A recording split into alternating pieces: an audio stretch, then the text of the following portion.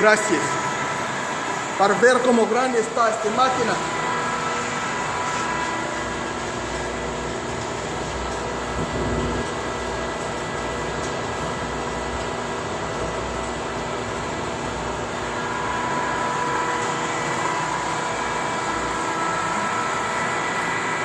Aquí para una referencia de cómo grande está la máquina.